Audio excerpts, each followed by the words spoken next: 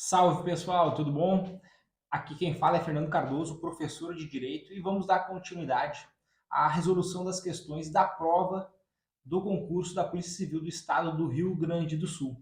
Prova essa que foi aplicada no ano 2018 no cargo de inspetor e escrivão de polícia.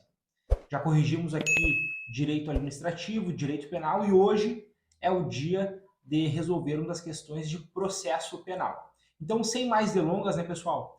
Vamos iniciar a correção. Trouxe novamente aqui o quadro onde tem todas as questões, né, todas as matérias. A gente verifica aqui direito processual penal. 6 questões caíram na última prova. Então, pessoal, uma questão, né, como eu sempre digo, é muito importante. Pode fazer a diferença da tua aprovação ou não aprovação, ou até mesmo dentro da aprovação, uma classificação boa, né? Para ser chamado aí, talvez na primeira, segunda turma, e não ficar esperando assim tanto tempo sofrendo. Bom, vamos lá então. Questão 33, pessoal. Após realizarem o roubo dos malotes de dinheiro de um carro forte na cidade de Uruguaiana, os integrantes de um grupo criminoso fortemente armado dirigiram-se em fuga para a cidade de São Luís Gonzaga. O furto, né, o roubo, né, ele ocorreu na cidade de Uruguaiana e eles se dirigiram para São Luís Gonzaga, por ali ser a sua base operacional. Imediatamente, né, iniciada a perseguição ao grupo, todos os seus membros foram presos em flagrante. Cerca de 2 horas depois, já no território da cidade de São Borja. De imediato, a autoridade responsável pela prisão se dirigiu à delegacia de polícia de São Borja, com a finalidade de apresentar os presos em flagrante e para a tomada das providências cabíveis pelo delegado de polícia local. Diante disso, é correto afirmar que... Bom, pessoal, a banca, né, a examinadora, ela está exigindo que o candidato saiba quais as atribuições, né, do delegado de polícia, né, no que tange também a competência das comarcas. Temos que saber também qual a teoria que o direito penal aplica, né, teoria da atividade, teoria da ubiquidade, enfim. O que de fato aconteceu? O roubo ele se deu na cidade de Uruguaiana. Os indivíduos eles se deslocariam para a cidade de São Luís Gonzaga. Porém, no meio do caminho, eles foram abordados e presos em flagrante em São Borja. Então, até vou explicar aqui para vocês. Uruguaiana fica aqui, São Luís Gonzaga fica aqui. Saíram de Uruguaiana sentido São Luís Gonzaga. Porém, aqui em São Borja, eles foram presos em flagrante.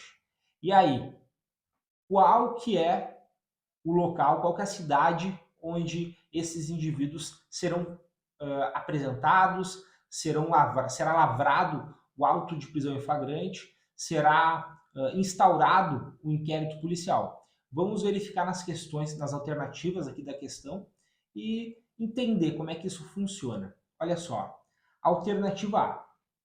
Em razão do Código de Processo Penal fixar o juízo da comarca de Uruguaiana como competente para análise do auto de prisão em flagrante, todas as pessoas presas deverão ser encaminhadas para aquela comarca, a fim de que a autoridade de polícia lavre, se assim entender, o respectivo auto. A alternativa A, pessoal, ela está errada, tá? Porque no momento que ela diz que todas as pessoas, todos os indivíduos presos em flagrantes deverão ser apresentados na cidade de Uruguaiana, por ela ser a competente, a comarca competente, né?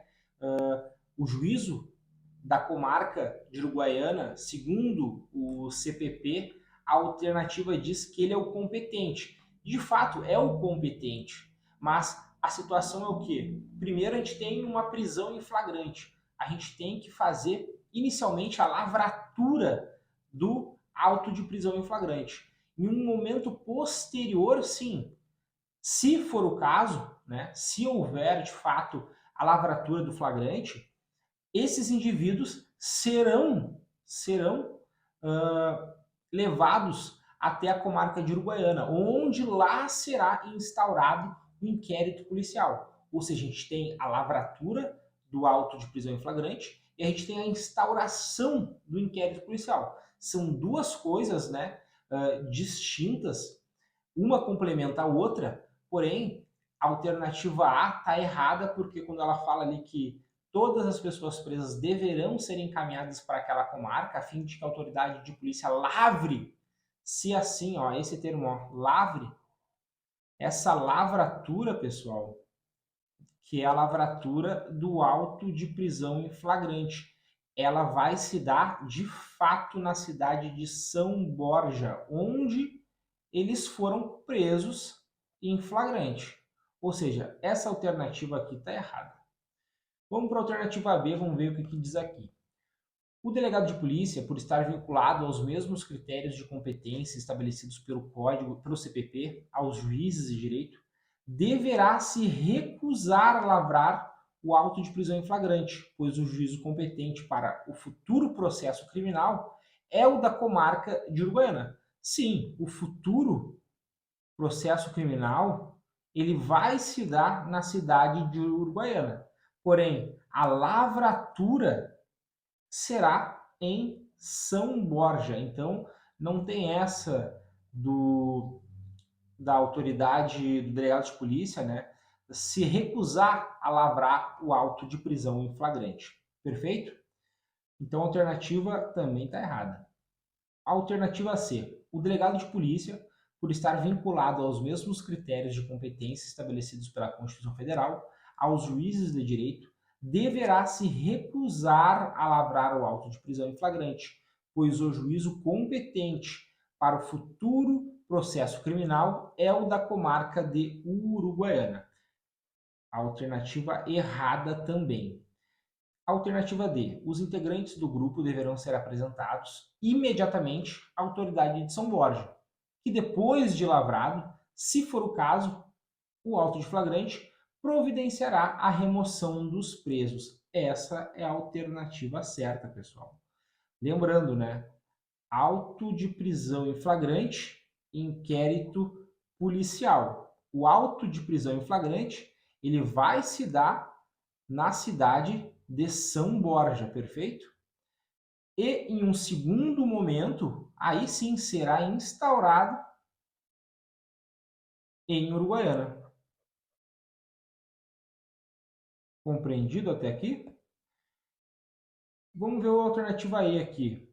Os integrantes do grupo deverão ser apresentados imediatamente à autoridade de São Luís Gonzaga, por ser ali a base operacional dos criminosos. Não, né, pessoal? Não é só porque é a base operacional dos criminosos que o juiz competente, o delegado de polícia competente será o de São Luís Gonzaga. Afinal, eles nem chegaram lá, né? Eles foram interceptados no meio do caminho. Então, a alternativa D da questão 33 é a alternativa certa. Vamos para a próxima, pessoal. Questão 34. Ao finalizar a apuração de um crime contra o patrimônio, a autoridade policial entendeu por indiciar fulano de tal e Beltrano de tal, em razão da prática em tese do crime de roubo. Após a distribuição do inquérito policial junto ao Poder Judiciário, o magistrado competente abriu vista da investigação criminal ao MP, que ao oferecer a denúncia entendeu por também acusar Cicrano de tal. Em vista disso, assinale a alternativa correta. Vamos lá. Alternativa A. Em razão dos termos constantes na ação penal pública, o Ministério Público deverá requisitar à autoridade policial que indicie Cicrano de tal, a fim de que seja respeitado o princípio da congruência entre a acusação e o resultado final da investigação criminal. Vamos entender isso de uma vez por todas. Olha só, na questão diz que a autoridade policial indiciou o fulano e o Beltrano, perfeito?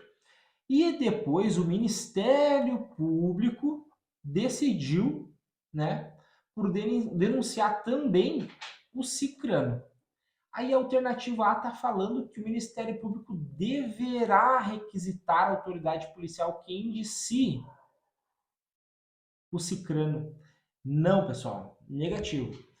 Quem indicia alguma coisa no Código de Processo Penal, no processo penal, é o delegado de polícia, na fase pré-processual. O Ministério Público ele não tem competência, não tem poder, não tem atribuição para indiciar ninguém.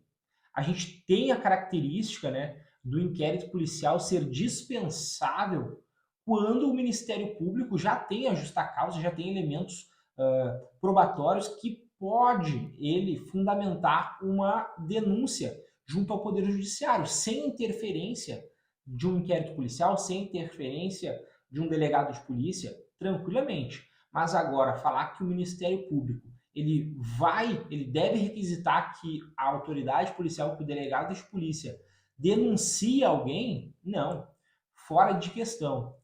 O delegado indicia, a autoridade policial indicia. O membro do Ministério Público, né, o promotor de justiça, o MP, ele denuncia. São terminologias diferentes, né? E agora você que está estudando para concurso aí, tem que pegar e começar a fazer essas distinções, tranquilo? Então, a alternativa A aqui está errada. E aproveita aí, pessoal, se tu não te inscreveu ainda no canal, te inscreve no canal, envia aí para os seus amigos, inimigos, parentes, enfim, comenta aqui o que tu tá achando, porque quanto mais inscritos, mais curtidas, mais comentários, aí eu vou ver que tá surtindo efeito, né? O pessoal tá gostando das aulas. A minha ideia aqui é disponibilizar o máximo de conhecimento, conteúdo de forma gratuita aqui no YouTube. Então, quanto mais inscrições tiverem aqui no canal, o feedback automaticamente eu vou entender que é positivo e eu vou produzir mais. Beleza? Vamos continuar então. Alternativa B. Em razão dos termos constantes na ação penal pública, o Ministério Público deverá requerer à autoridade judicial que determine ao delegado de polícia o indiciamento. Bom, confusão total, confusão total. O MP deverá requerer ao juiz que determine ao delegado de polícia. Pessoal, a gente trabalha atualmente no sistema acusatório, né? Tem que ter um respeito. O juiz será provocado. Tendo em vista o sistema acusatório, né? O juiz não pode, em momento algum, num processo criminal, pegar e acabar querendo denunciar, querendo que o Ministério Público denuncie, querendo que a polícia indicie. Não, não é assim que funciona. Que nem o Auri Lopes Júnior, né, meu professor de processo penal, ele falava, e fala até hoje, né, devem ser respeitadas as regras do jogo. Então, essa parte que o Ministério Público deverá requerer à autoridade judicial que determine ao delegado o indiciamento de cicrano, não, está fora de cogitação. Pode colocar como errada essa daqui. Vamos para C. Em razão dos termos constantes na ação penal pública, a autoridade judicial, de ofício, poderá determinar o indiciamento desse crânio de tal. Não, pessoal. A autoridade policial, de ofício, não poderá. Não. Não. A autoridade, quem indicia? É o delegado de polícia e a autoridade policial. Alternativa errada. Alternativa D. Em respeito ao princípio constitucional da igualdade, a autoridade policial, assim que tomar conhecimento da formulação de acusação também contra ciclano de tal, deverá, de ofício, rever o indiciamento anteriormente realizado, de modo a agregar o nome deste ao rol de pessoas indiciadas naquela investigação. Negativo. O que eu falei antes, né? Tendo em vista que uma das características do inquérito policial é a dispensabilidade, ou seja, o Ministério Público ele não necessita do inquérito policial quando já existe uma justa causa, já existe ali indícios de autoria e materialidade por outros meios de prova que não o inquérito policial. ele pode muito bem denunciar o indivíduo, os indivíduos, perante o Poder Judiciário para iniciar, né, um processo criminal. Ou seja, nesse caso, se o Ministério Público entendeu que também deveria denunciar o cicrano de tal, não há problema nenhum. O delegado de polícia não precisa rever o indiciamento. Não há necessidade. Então, a alternativa D também está errada.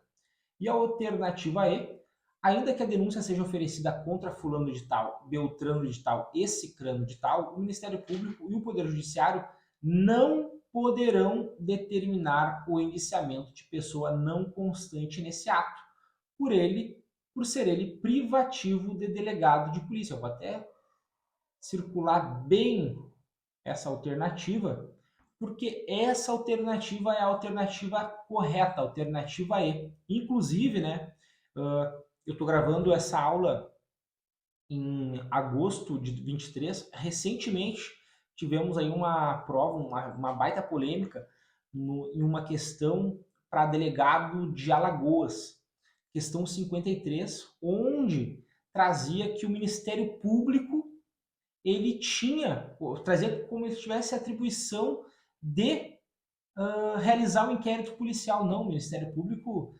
não produz, não faz o inquérito policial.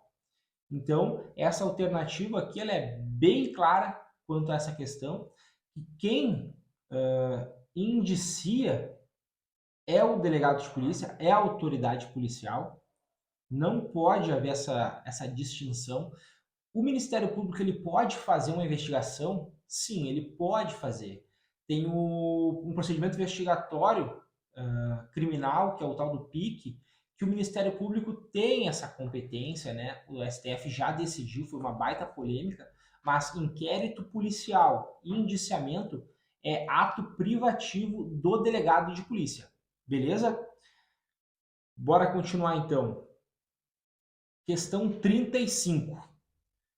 Durante a investigação criminal que envolvia uma organização criminosa, houve a necessidade de ser decretado o seu sigilo, sob a justificativa de garantir a celeridade das diligências investigatórias. Diante disso, é correto afirmar que, pessoal, lei das organizações criminosas.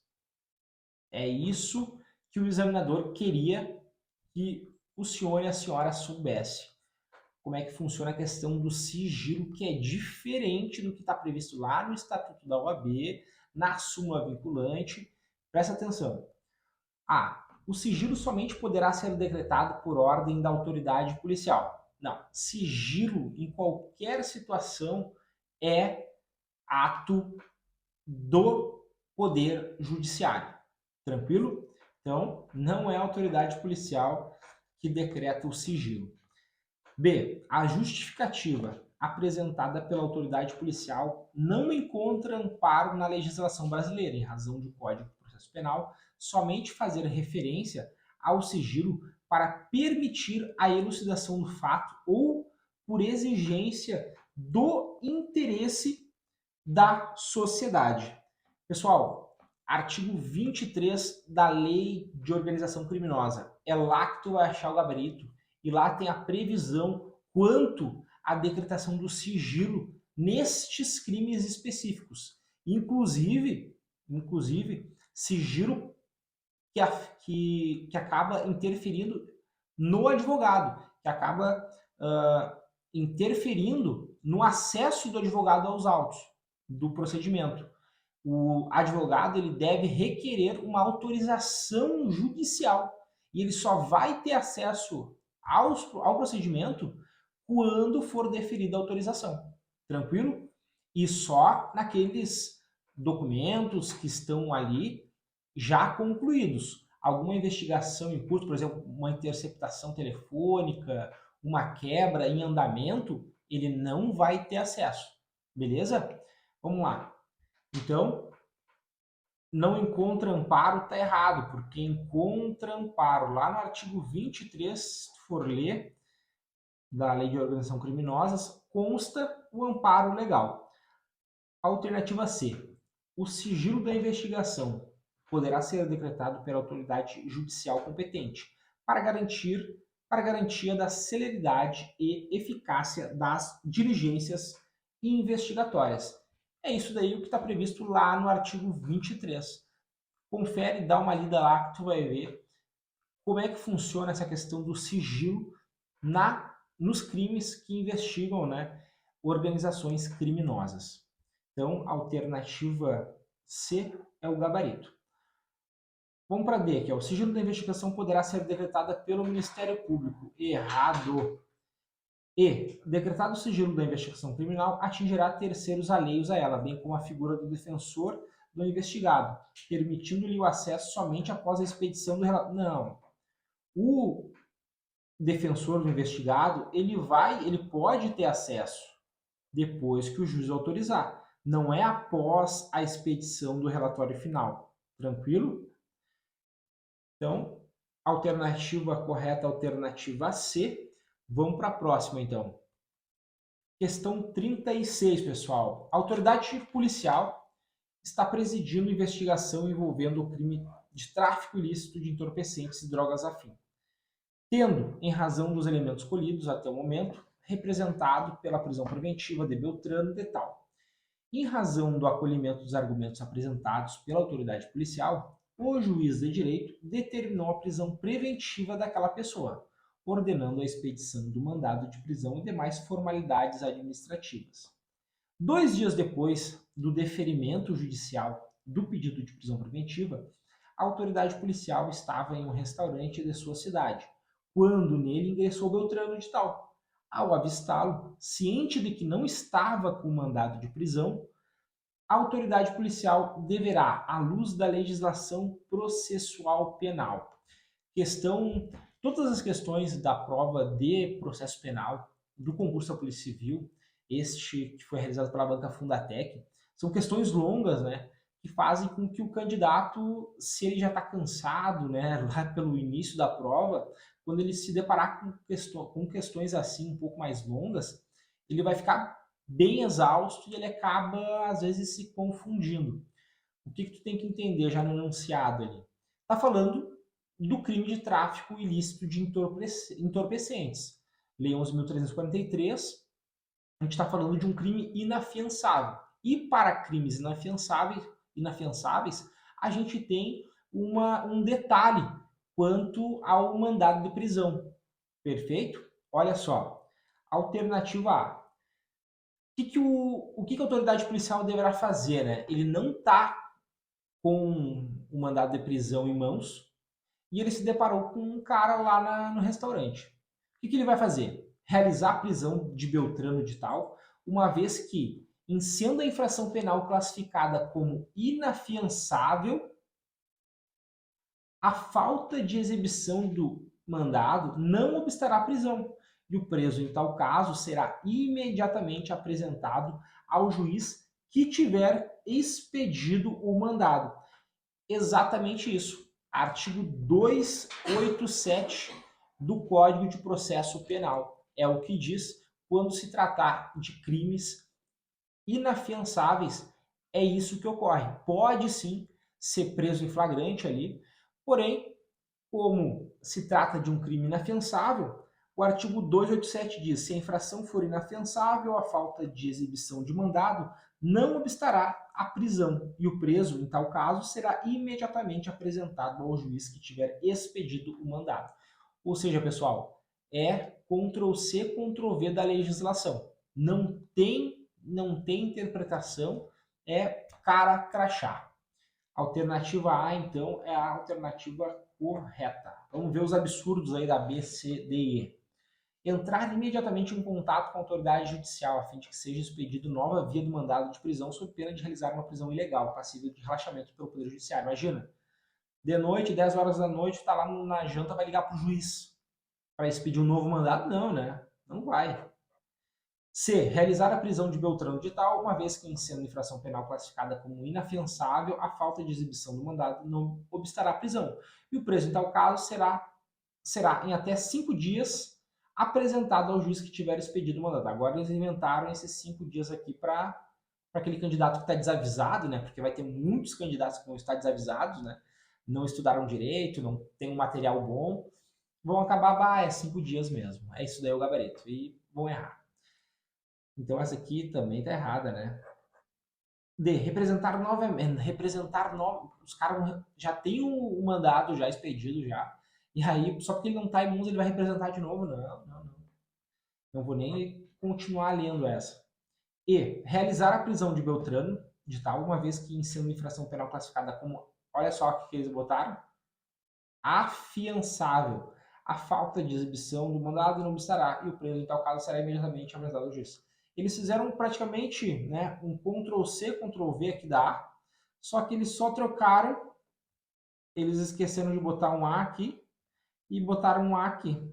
Só que na realidade essa infração penal ela é inafiançável. Gabarito então da 36, alternativa A. Dando continuidade, então, questão 37. A equipe de agentes policiais civis da Delegacia de Polícia da cidade de Pelotas, ao retornar de uma operação voltada ao combate ao crime de abigeato, observou que, em plena via pública, uma pessoa saiu correndo após avistar a viatura policial e que aquela equipe se encontrava. Desconfiada da conduta dessa pessoa, a equipe de agentes policiais realizou a abordagem solicitando sua identificação. Ao identificá-la, constatou-se que essa pessoa era foragida do estado do Amazonas, tendo contra si um mandado de prisão pela prática do crime de tráfico internacional de drogas, devidamente registrado no CNJ, expedido pelo juiz da comarca de Manaus.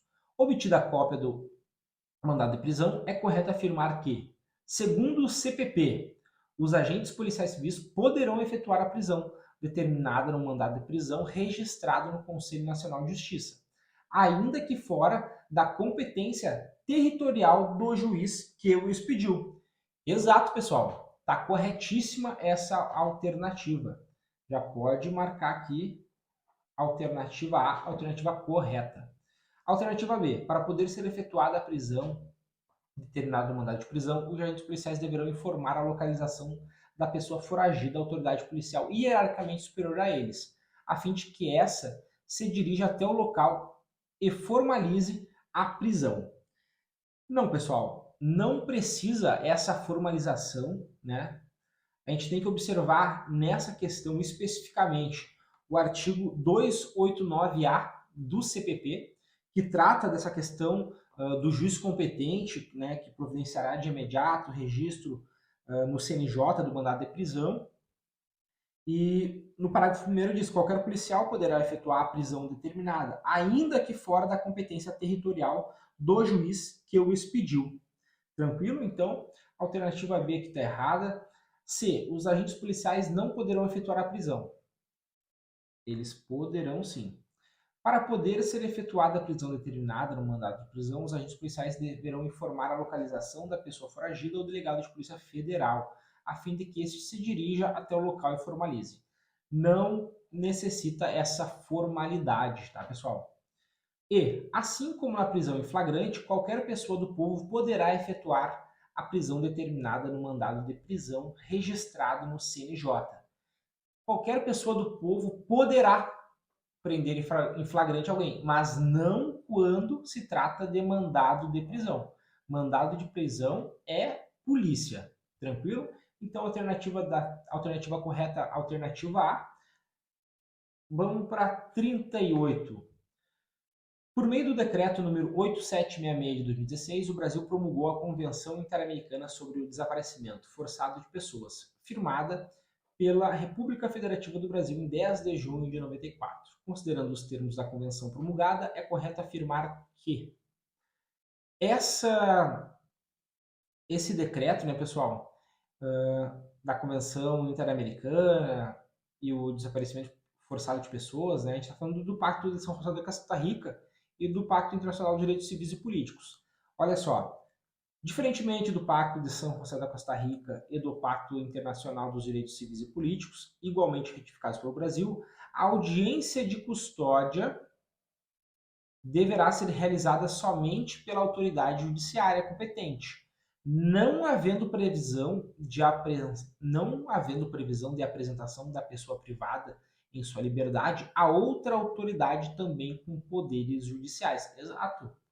Só deverá ser apresentada a pessoa privada, né, de sua liberdade a uma autoridade judiciária. E essa parte com outra autoridade com poderes judiciais, de fato, isso consta, né? Existe lá no Pacto de São José da Costa Rica, porém, na legislação interna brasileira, por mais que nós recepcionamos esse tratado, essa questão específica, como em outros países, né, em outros estados, existem outras autoridades com poderes judiciais, no nosso ordenamento jurídico não existe. É o juiz, é a juíza, né, é o poder judiciário. Então essa alternativa aqui está corretíssima, né, quando fala que não havendo previsão de apresentação da pessoa privada de sua liberdade a outra autoridade também com poderes judiciais. Porque não há, está corretíssima. Alternativa B. Seguindo a lógica já constante no Pacto de São José da Costa Rica e do Pacto Internacional dos Direitos Civis e Políticos, igualmente ratificados pelo Brasil, a audiência de custódia poderá ser realizada pela autoridade judiciária competente ou outra autoridade também com poderes judiciais. A gente falou, né, já sobre essa questão e não pode, é apenas pela autoridade judiciária competente. C. O juízo competente para o processo e julgamento dos atos constitutivos do delito do desaparecimento forçado de pessoas será sempre a Justiça Comum Estadual ou a Justiça Militar Estadual, a depender do fato do agente policial ser civil ou militar. Alternativa errada. D. O juízo competente para o processo e julgamento dos atos constitutivos do delito de desaparecimento forçado de pessoas será sempre a Justiça Comum Federal ou a Justiça Militar Federal, a depender do fato de o agente ser policial civil ou militar. Não, pessoal, não.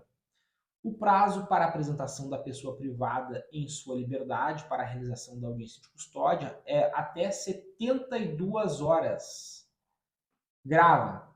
A audiência de custódia serão 24 horas. Grava. Então, pessoal, chegamos ao fim da correção.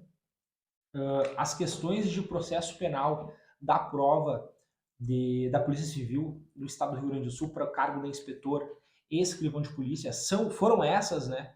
O próximo concurso ele já está no forno. Bem provável, né, que em 2024 saia o próximo concurso. Então, faltam 6 meses para o ano de 2024. Então, se tu não começou a estudar ainda, não começou a te preparar ainda, o momento é agora. Não perde tempo, porque depois que sair o edital, aí tu vai fazer aquela correria e não vai dar certo. Então, começa fazendo agora já, né? Aos poucos, vai subindo de nível. Começa lá embaixo, pega um curso bom, pega um material bom, pega professores bons. Eu tenho certeza que se tu iniciar a tua trajetória agora, a tua trajetória vai ser uma trajetória de vitória e tu vai conseguir alcançar esse cargo público. Esse cargo de inspetor, né, ou escrivão de polícia é um cargo muito bom. Os dois cargos são agentes, na realidade, né, da Polícia Civil do Estado do Rio Grande do Sul. Exigem um nível superior completo. Aí, se tu tem uma faculdade ou não tem, tu pode até mesmo já fazer um tecnólogo quando vê, até tu ser convocado, tu já te formou. Então, é uma dica, né? Te empenha, te dedica, que é um concurso muito bom, a remuneração é muito boa, é um dos estados que melhor pagam, né, para o servidor público. Então, tudo depende de ti. A responsabilidade pela tua vida é apenas tua. E eu tenho certeza que se tu te dedicar lá na frente, tu não vai te arrepender. Beleza, pessoal? Até a próxima aí. Curtam aí, se inscrevam no canal, compartilha com os amigos aí. E é isso daí. Valeu!